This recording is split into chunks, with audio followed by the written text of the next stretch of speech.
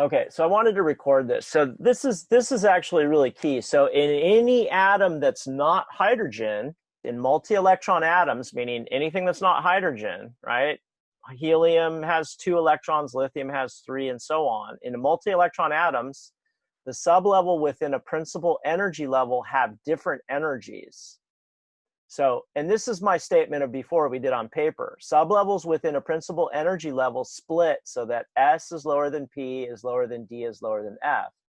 So there, this is showing, this is in any other atom that's not hydrogen, this is actually the Aufbau principle. I'd put electrons down here in the 1s, then in the 2s, then in the 2p, then in the 3s, then in the 3p. You can see the 3d is higher than the 3p, but also there's that first one that's out of sequence. The 4s is actually lower in energy than the 3d. How are electrons arranged in an atom? We'll consider the ground state, the most stable arrangement. So there's this order of filling that I'm going to put electrons in the orbitals. This is showing carbon. Carbon has 6 electrons. So I put the first 2 in the 1s. Can you guys see the arrows spin up and spin down? Yeah. Yeah. And then I would put the next 2 electrons in the 2s until it's full. And then in the 2p, this is actually another rule. This is Hund's rule. Is we fill the electrons when the 2p orbitals have the same energy. So why would I put the 2 electrons in this first one here when I can put them in over here? And so Hund's rule says when putting electrons in orbitals of the same energy, we put electrons in singly first. So I'm going to fill the 2p sublevel 1 electron per orbital at a time until I need more space. Electrons occupy the lowest energy orbitals first. That's the Aufbau principle. And I can have no more than 2 electrons occupy each orbital. That's the Pauli exclusion principle. Part of the Pauli exclusion principle is this statement over here. 2 electrons in the same orbital must have opposite spins, represented by the up and down arrows. Okay. Okay, so this is showing helium. Helium is just 1s2, right? I'm going to put the 2 electrons down there.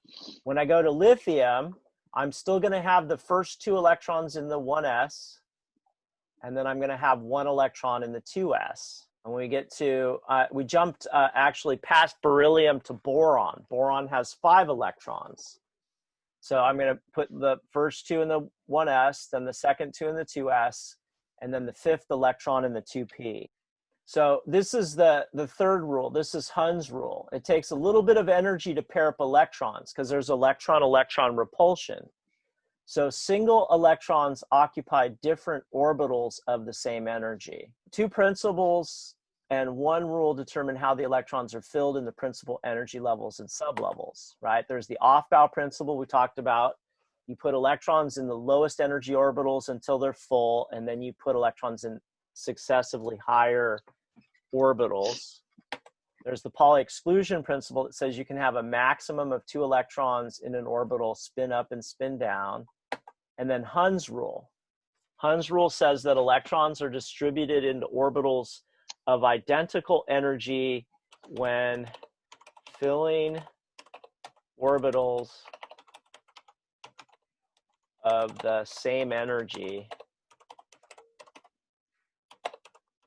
Electrons are put in, quote, singly first, then, quote, doubly.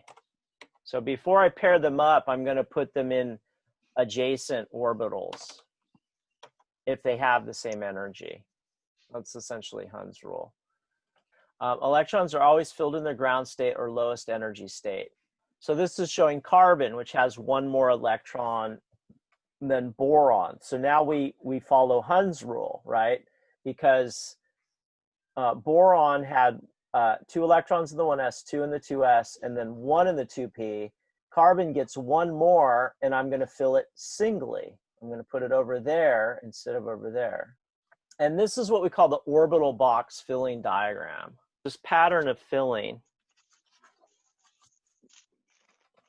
So again, in terms of energy, we have the 1s and the 2s and the 2p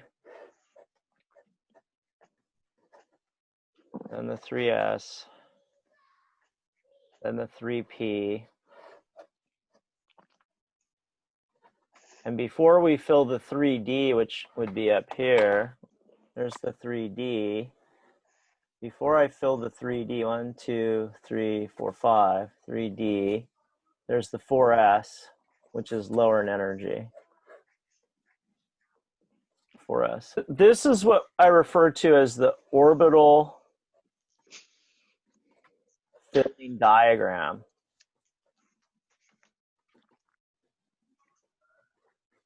And from that, we can come up with what I call the electron configuration.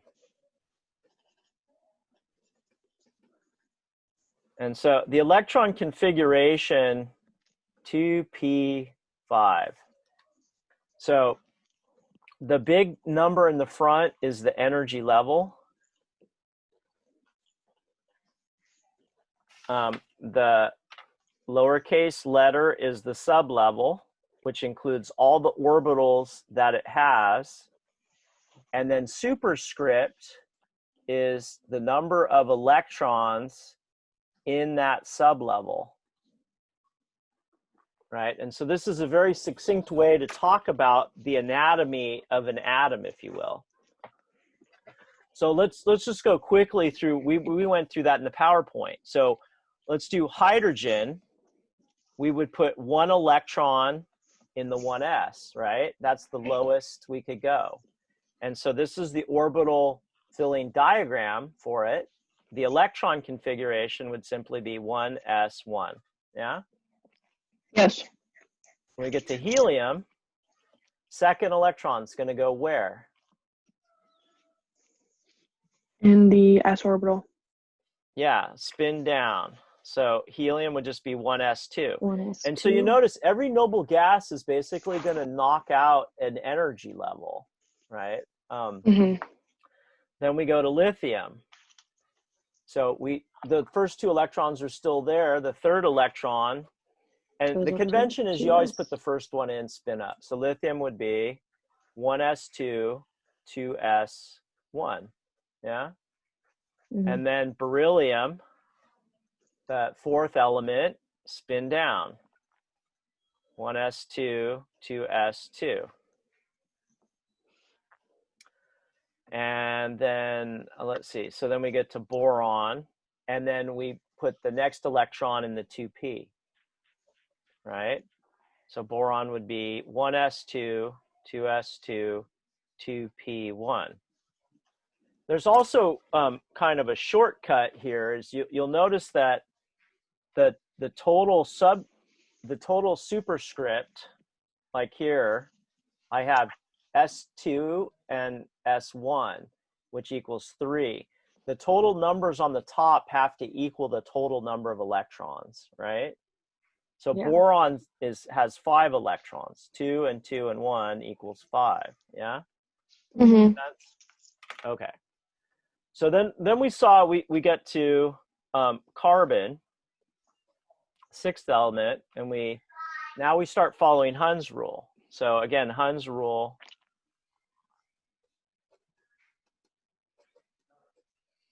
says you fill singly first,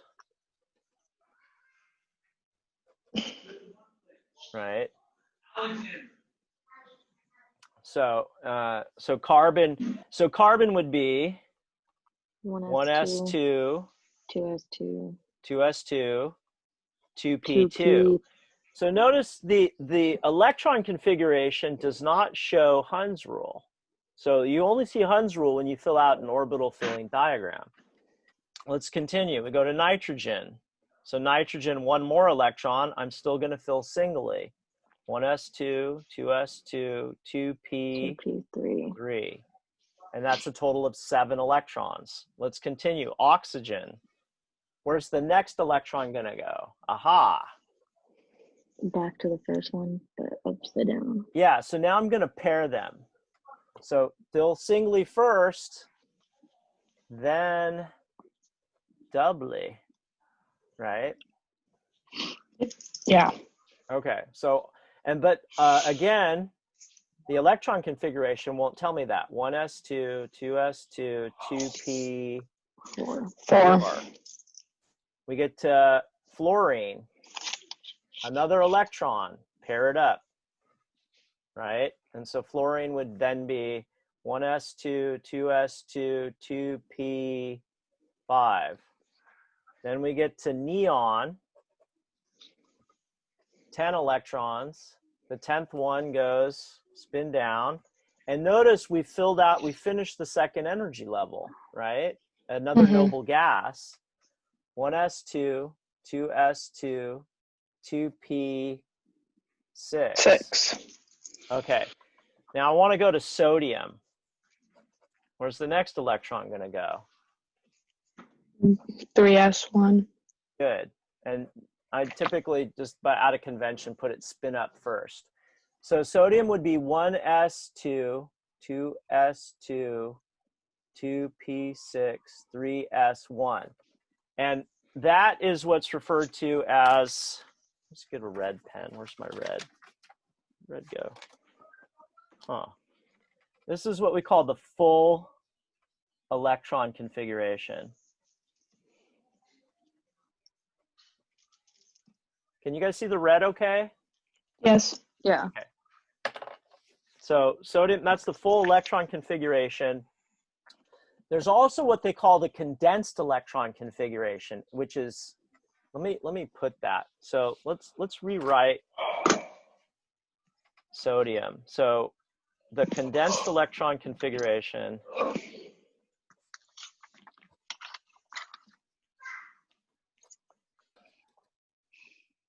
for the condensed electron configuration, you put, let's say it this way. You remove all electrons of the previous noble gas and write the noble gas in brackets.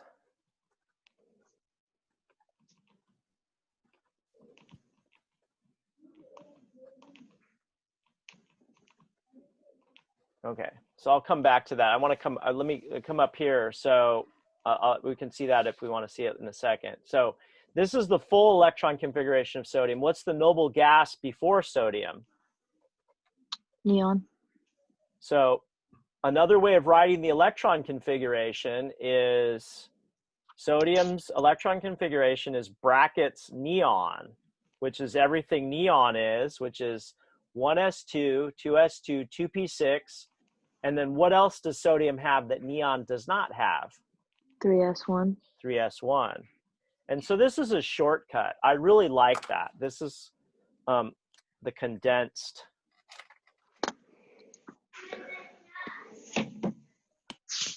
electron configuration. Okay? All right. I think we're doing well here. I want to continue with a couple more ideas, and then I'm going to go back to the PowerPoint because it shows that you can actually use the periodic table here. So sodium can be 1s2, 2s2, 2p6, 3s1, full electron configuration, or neon 3s1 condensed. By the way, all these configurations we're doing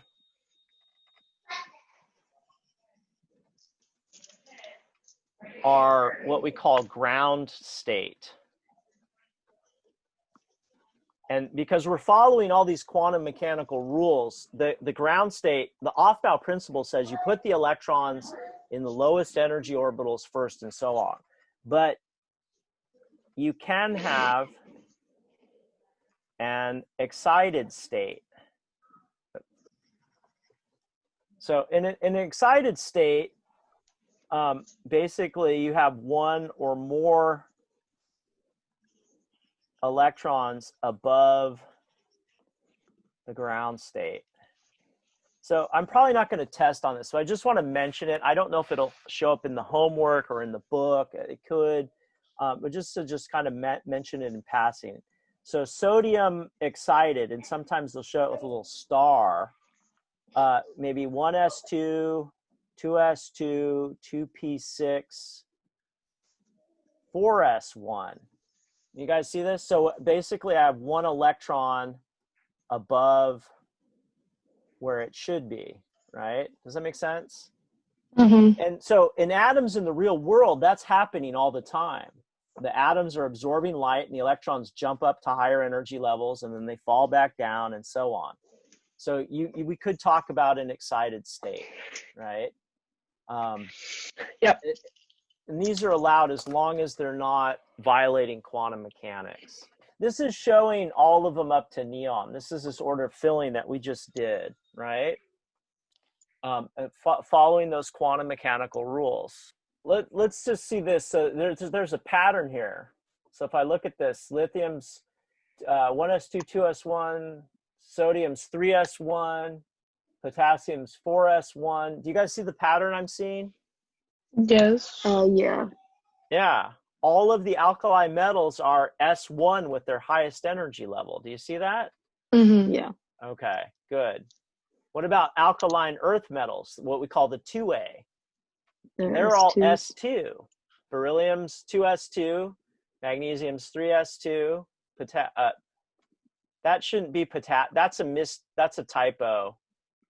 That's a screw up on the PowerPoint, and I'm sorry. Calcium. That should be calcium, right? Mm. That makes sense? Yeah. They screwed up. 2A is calcium. Oop. Okay. But all the 2A's are S2. Oops. Right. Okay. All of the halogens, all of the 7A's are S2P5. See this? Fluorine is 2S2, 2P5. Chlorine is 3S2, 3P5. Bromine is, if I exclude this intervening 3D, it's 4S2, 4P5. Yeah? Mm-hmm. Okay. Yes. All right, good. All the noble gases, with the exception of helium, are S2P6. So helium is 2S2, 2P6. Argon is 3S2, 3P6. Krypton, if I ignore again that 3D, is 4S2, 4P6. So there's this pattern we see. And so this is the second mnemonic, is the periodic table is your mnemonic. So if I look at the 1A are always S1, the 2A are always S2. And so the 1A and the 2A are referred to as the S block. And the 3A through the 6A, I'm sorry, the 3A through the 8A, if I exclude helium, are the P block, right? Helium's kind of an exception. It's 1s2. So electrically, helium should be in the 2A. It's put over, why is it put over in the 8A? Why is helium in the 8A? Its electron configuration doesn't match.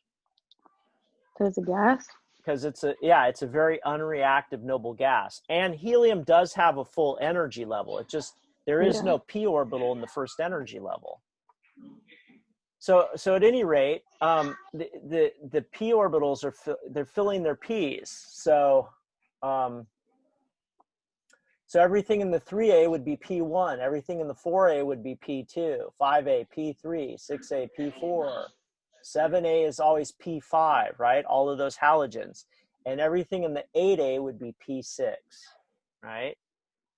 Down here, so, and it's no mistake that these first two columns are too wide. There's only, how many electrons can I have in an s orbital? 2. 2, right? In how many p orbitals are there in a sublevel? There's 3 p orbitals, right? So how many electrons can I have? 6. 6. So it's no mistake that this block is 6 wide. How many orbitals are in the d block? 7. 7. That's the f block. Oh, D is 5. So how many 5. electrons can I have? 10. 10. So it's no mistake that this D block down here is 10 wide. Right? Yeah. Okay. And then the F block, there's 7. So the F block is actually 14 wide. I can have 2 electrons in each of the 7 orbitals. There's kind of some tricks for this. Let me put text here. So for the S and the P that I'm filling,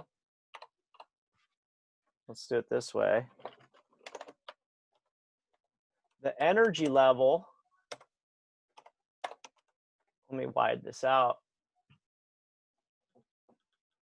The energy level is equal to the period. So if I'm in the first period, I'm filling the 1s. If I'm in the second period, I'm in the 2s. What if I'm in the 5th period? 5th period. 5th period would be the 5s. Yes. What if I'm over here in, let's say, this spot right here? That would be 3p4, P4. right? Yeah. Because it's 4 electrons into the p block of the 3rd energy level. What about, can you guys see my cursor? What about this one? What would that be? 2p2. 2p2. Okay, let's go down. What about this one here? 2p6. Wait, it's not 2. It's in No, the it's 6th energy 6. level. Yeah, it's 6p5. 5. Yeah? Okay, let's Yeah. count in. What about in the D block? Okay, so for the D,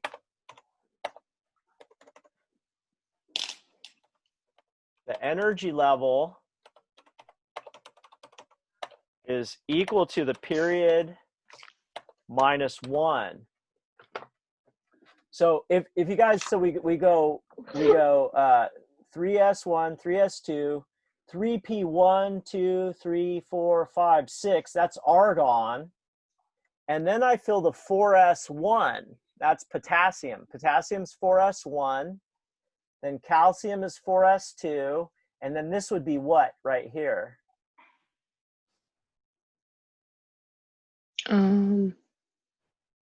That would be 40. That would be 3D because it's the period minus 1. minus 1. Yeah, so yeah, 3D. Yeah, this would be 3D1, right? Mm-hmm. 3D2. And so on, right? And I get all the way over to here. This would be what? 3D9. Well, that would actually be 10. No, 10. 10. Yeah. Over would be 9. Let's continue. Okay. So what about this one right here? What would that one be? 5D4. Perfect. Yeah? Yeah. Okay. So the D is the energy level minus 1. Let me go back up to here for a second. The F is -2. -2, exactly. Who said that? That's excellent.